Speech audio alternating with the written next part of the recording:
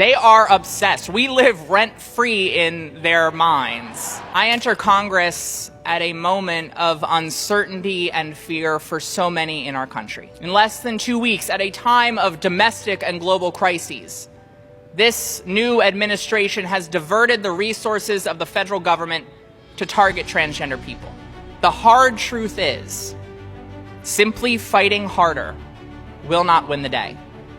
We also have to fight smarter. We have to pull back the curtain on the fact that they are using trans people as pawns in their broader effort to gut the federal government in order to line the pockets of Donald Trump's best friends, all at the expense of working people.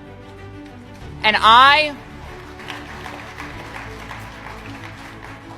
refuse to be used as a pawn. I refuse to give them that power, and I refuse to let them get away with it.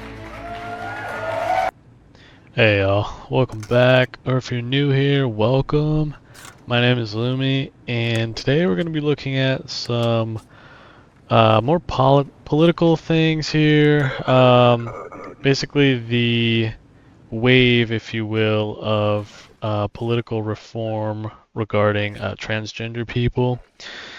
And I think this is important because I think with any major shift in political climate, there's always going to be like the warning signs that you see, right? So often what you'll see is people being demonized, usually minority groups, they get targeted, they get demonized by the government and, you know, the mainstream media, depending on like what, I guess which news channel you watch, right? But, yeah, no, it's, I definitely think it's important to keep your eyes and ears open about this stuff because, you know, things don't really change overnight. It's usually like a slow but steady decline when it comes to, you know, I'd say like the collapse of democracy or watching your government become slowly more and more tyrannical. I just want to say, like, I'm more of a, you know, centrist, left-leaning, right, type of political person. You know, I care very much about the economy and civil liberties. I just want things to be fair, and like, I want people to be left alone. I don't like the government meddling in things. Like, I don't think the government should meddle in what you do with your body or how you identify or like who you choose to love. Like, I don't think it's their business. Like, the business of the government is to like make sure the country and its people are protected, that things are being run smoothly, like economically speaking, you know, keeping an eye on corruption, making sure that the powers that we bestow upon individuals to lead us, right? That they aren't doing anything shady on the side or behind closed doors. You know, the government is supposed to make our lives better. You know, it's supposed to enhance our lives as individuals and as a collective. But it becomes a problem when they're out here just like infringing on our rights and just taking from us and making our lives harder. Like, that's when it's like, okay, this is a problem. I think people need to be made aware of these things. These, you know, because if you just bury your head in the sand and just like, you know, try to ignore the warning signs, like it's gonna get worse, you know? Like, I think the first step to anything, like if you wanna see change or if you want to improve on something, like if you see a problem, like the first step is always being aware or acknowledging the problem. once you acknowledge like the issue exists, then you can take the the next steps to try to correct said issue. But yeah, no, going that was a long intro. um, Going to or back to that video. This is, let me see. Shoot. Oh, here we go. Sarah McBride, the first out transgender member of Congress, has been very vocal about, the anti-trans legislation that like the new administration is pushing. And I think she has a very good point here about how like trans people and minority groups in general are being used as pawns and all this stuff. Because there's always like, look, I really don't think like President Trump gives a really cares about like what you do in your everyday life, but he uses this stuff as like a way to fire up his base because he knows you gotta admit like Trump really knows how to like he can recognize like what people click with and like what they grab onto, and a lot of people on the right don't like trans people in general, or like they don't like how they're one big thing I keep hearing about is like the bathroom debate, right? It's like I think they just passed a law that said, I mean, correct me if I'm wrong, but this is what I think, or what I've heard is like they passed a law that said like if you, no matter like what you identify as today, that doesn't matter anymore. It's like what you were at birth, that is what bathroom you have to use, right? And like there's been a lot of infighting, especially in or like there's been infighting in Congress. I think the congresswoman here, Sarah McBride, she's been targeted by other congressmen and women, and they're like pretty much bullying her out of like her her preferred gender identity bathroom choice, I guess, if you will. I feel like I'm butchering that, but you know what I mean. Like they're basically bullying her out of like which bathroom she'd prefer to use. And I don't know. I just think it's none of their business. I mean, like at the end of the day, like the whole bathroom thing is like, okay, if you, we're all adults here, right? Like, like if you're like, what's the argument for like I guess people on the right when they're like, oh, you can't use this bathroom because you weren't assigned this gender at birth or whatever. What do they think is gonna happen? Like they're gonna be creeps or something? Like what is the argument? Like I genuinely don't know. Because it just feels kind of vindictive at this point.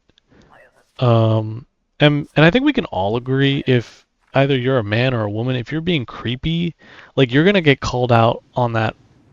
Period.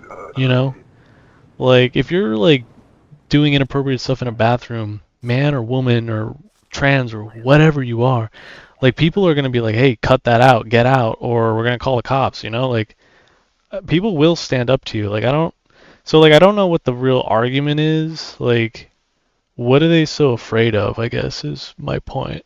The gentlelady has used a phrase that is considered a slur in the LGBTQ community and the transgender community. And let me please finish without interruption.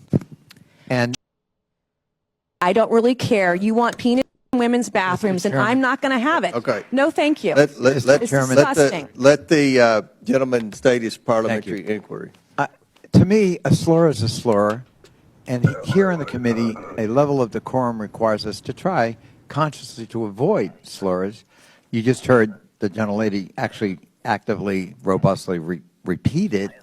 And I would just ask the chairman that she be counseled that we ought not to be engaged. We can have debate and policy discussion without offending human beings who are our fellow citizens. And so I would ask, as a parliamentary inquiry, whether the use of that phrase is not, in fact, a violation of the decorum rules. Mr. Chairman, I'm not going to be counseled by a man over men and women's spaces or men who have mental health issues dressing as women. I'm not being counseled by some guy. My inquiry is to the Okay. chairman. Bro, this lady is wilding out. Like this, she's crashing out. That's crazy to.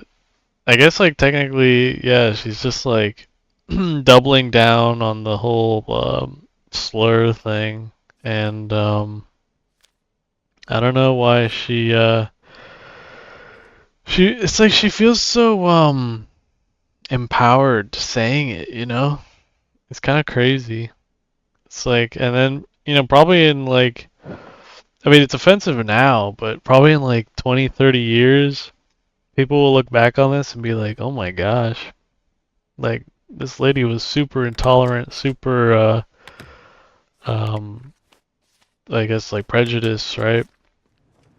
And, yeah, to say that like openly in Congress is pretty wild. I often think about like what we view as like a certain way today, like how it'll look in like the future, like 10, 15 years. Because yeah, I mean like the further back you go, the more oppressed people were. You know, there weren't as many civil liberties. People were like lynched, killed, you know, for who they were and what they identify as, and like it's brutal stuff, right? I mean, you look at history and it's just like bathed in blood, you know? It's brutal. Humans are very brutal to one another, and that's one thing that always like freaks me out. It's like, yeah, we live in like good times today, comparatively. Like if you look at history, and I'd like to think it's gonna stay that way. You know, I think we're gonna bump our heads a few times on the way to you know, a peaceful future or utopia. But yeah, I don't know. It's like you gotta also just be mindful of this stuff. Like I said before, you know, it's like you need to be aware of these things and like what's happening around you. Because I mean, even if you do a small part, many small things, like collectively, if you look at it and like zoom out, you know, individuals being like kind to one another and more tolerant and understanding, it adds up, you know. It's like a drop in the bucket, but many drops can fill an entire bucket, is my point. So yeah, I don't know. It's like we just need to be like kinder to one another and more understanding. And I hope that's not like too kumbaya for all of you or whatever, like drum circle. But yeah, no, I don't believe in like you know, killing each other over this stuff. It's it just feels wrong, you know. It's sad. Alright guys, I'm gonna wrap this one up here. Hope you enjoyed. Hope it wasn't too heavy or I don't know, too political, I guess. But you know, let me know if you liked it. Drop me a thumbs up if you do. Dislike it if you dislike it. Let me know in the comments what you think. What do you make of all this stuff? Do you think we're gonna see more legislation get pushed against you know, LGBTQ plus people, or what do you think is gonna happen? You know, like always, consider subscribing if you enjoy this sort of thing. Anyway, guys, I will catch you later, and I'll see you in the next one. See ya.